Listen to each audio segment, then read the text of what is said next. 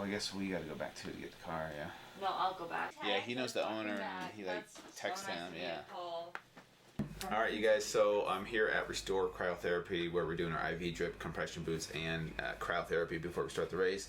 Of course something had to go wrong. My name is Drew Manning, and today I will be attempting to run 100 miles in 24 hours. I didn't drink a lot of caffeine this morning, so I'm going to use that as my superpower tonight. Good call. Oh, wow, man, that's amazing. So that had to swim and the bike. And that's to run. It's not always not about your car. I know. Seriously, it's like the morning of the race, something had to go wrong. My father was actually doing. Is he good? You actually get faster. Yeah, it's crazy, and then like you said, like you get to the. What do you have coursing your veins right now? Dude, it's I wish it was green, so it'd be like the Hulk. Yeah. Dude, these guys are like. Yeah, just think about it. Let me wipe that up. Hold on. Don't talk, Drew. I know. Don't move your arm. And Just then do your thing right now. I think that's great for location too. So this is my place. Just tell. You own it. You're not gonna join me for the undressing part, right? No. So once you get in, you're gonna take your robot, and then you're gonna hand me your robot, hand you your glove. Thank you. Can you hear me? Yeah, I can. Okay, ready? There you go. Game time.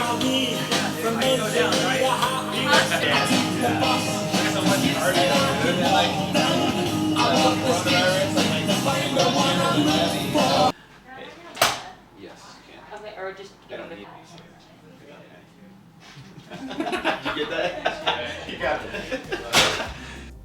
What influenced me to do this was last year my brother and I read this book called Can't Hurt Me by David Goggins. Amazing story. We were both inspired by what he did, and so for my brother's 45th birthday he invited me to run 100 miles with him in less than 24 hours to see if we could accomplish it. So this isn't the first time that I've attempted this. Last year I attempted to run 100 miles in under 24 hours with my brother Eric. We only got 80 miles in. And the reason for that, there was a lot of reasons. One was I only gave myself a month to train for this. So I realized that you need more than a month to train for an ultra marathon like this. So that was the first thing. Second thing was we weren't really well prepared with the food, the variety of food. Logistics was a nightmare. We were very unprepared, and we did the best we could and still got 80 miles, which was amazing, but there was this itch I needed to scratch.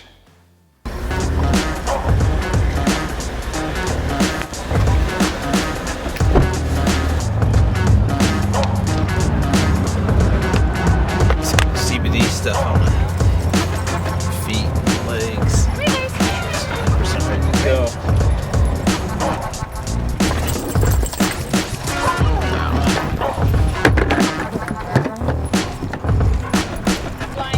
Oh, the ice bath? Just remember, we're not going all the way that way. Oh, that's right. We need to mark it 0.2 miles, huh? Yeah. So maybe right there at the edge of the concrete.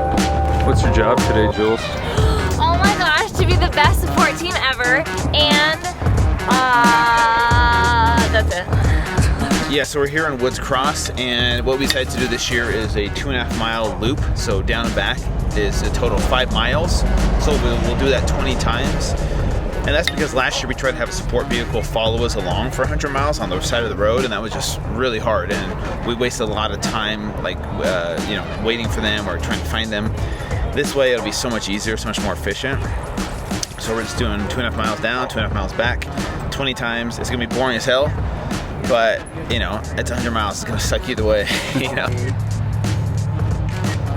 we go. Okay. Thanks, guys. Thank you. Yeah. Okay, thank you. Ready? Okay, now we're on Fit2Fat2Fit, around Fit2Fat2Fit. Okay, Yeah. We're live on Facebook, we're live on Instagram. What's up, everyone? It's me, Drew Manning, with my brother Eric Manning. We are attempting to run 100 miles in 24 hours, starting right now, to raise awareness and funds for Operation Underground Railroad, which is a charity that saves children from sex slavery. That's why we got the OUR gear right here. 3, 2, 1, let's go.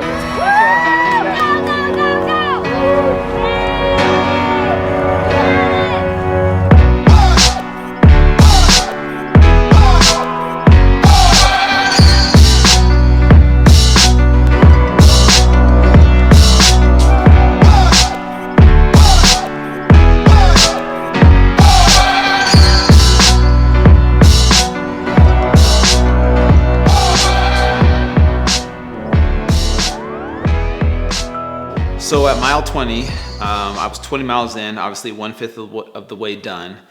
And the heat was definitely intense at this time. It was sunny and 92. There was no shade.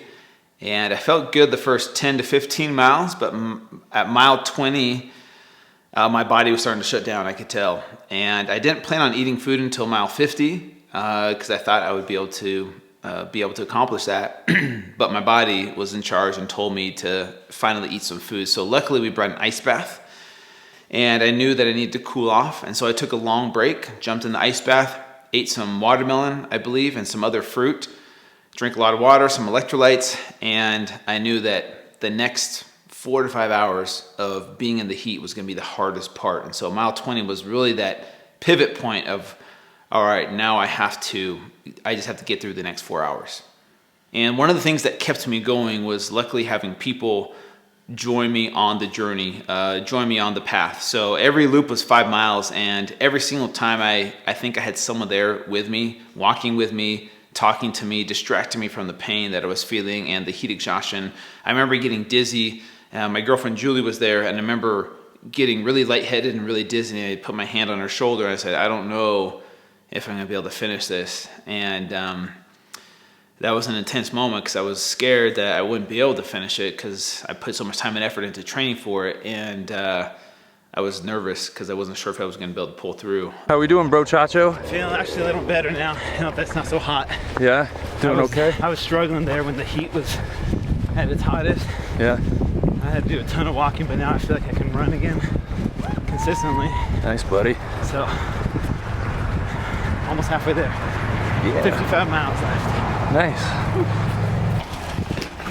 So Brandon. Yeah, what's up, buddy? I take 4 of these like at nighttime, probably. Yeah, did Like you? I normally would. Yeah. I took them in the morning. Yep, yeah, you're fine. Okay, I'll take them on because the next one I'll be halfway. I'll take a little bit longer of a break.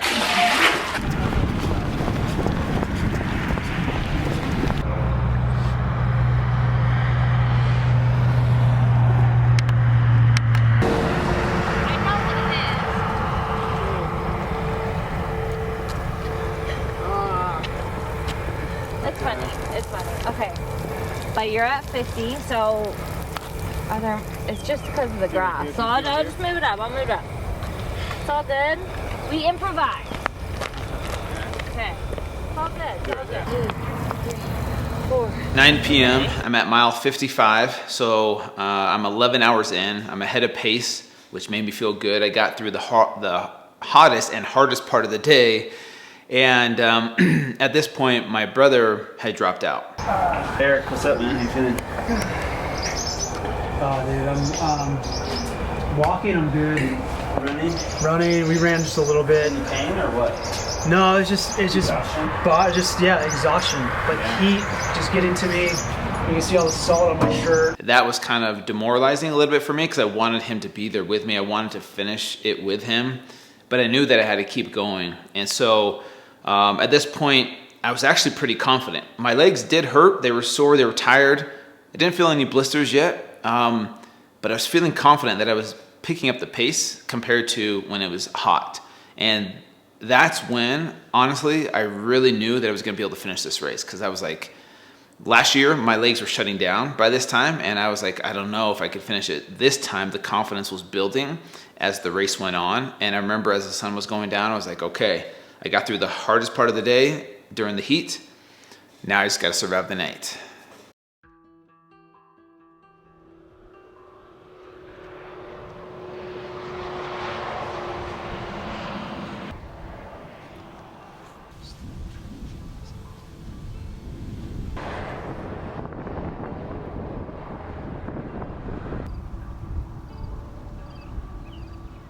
So we're at 85? Yeah, 85 miles. 3 more laps to go. Just 3. Just 3, dude. Just 3. Can't freaking wait. You got this. Come this far, I gotta finish.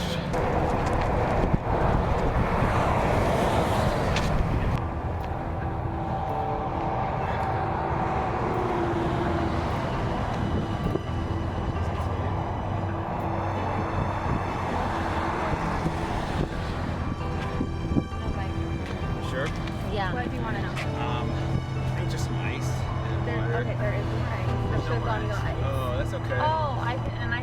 There's no cold water in the There's water. Yeah, yeah. Okay. I'll do you want any food? I brought like just like peanut butter.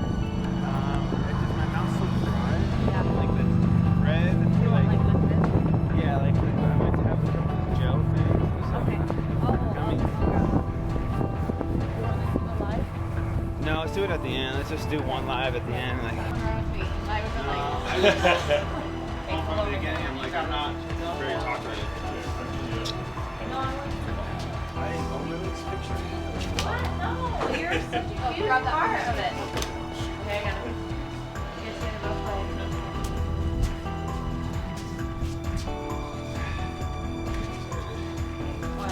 ways. Those last 2 loops of 5 miles each were the most painful parts. I had blisters on my feet. My feet felt like they were raw. Like I was scared to take my shoes and socks off at the end because it just felt like it was raw meat on the bottoms of my feet.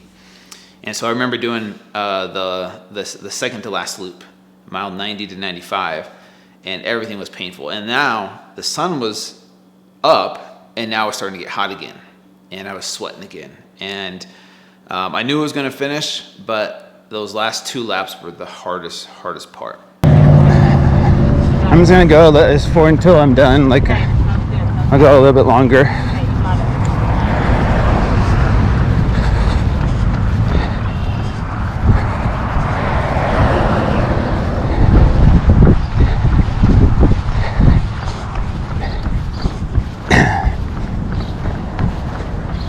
I've got something. I want you to watch it. Okay? Talk about what you're Okay, cool.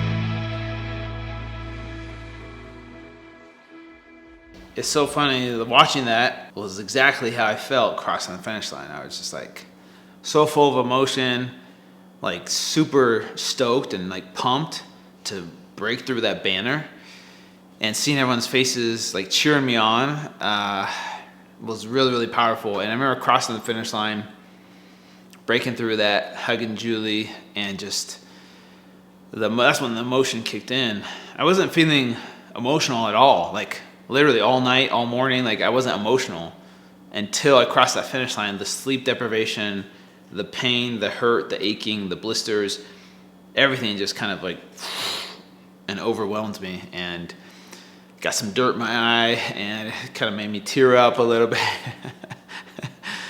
But it was a really powerful moment.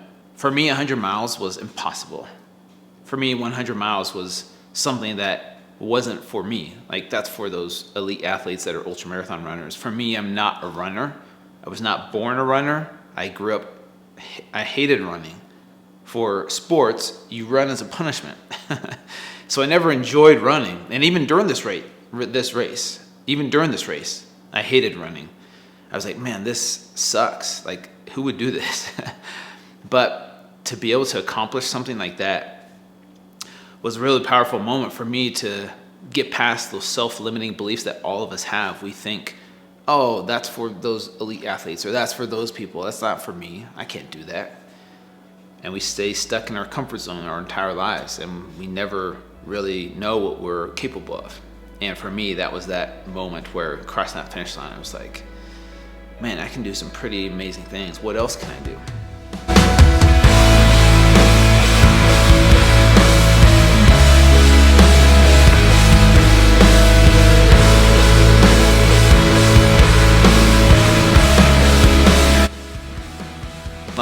would I ever do it again?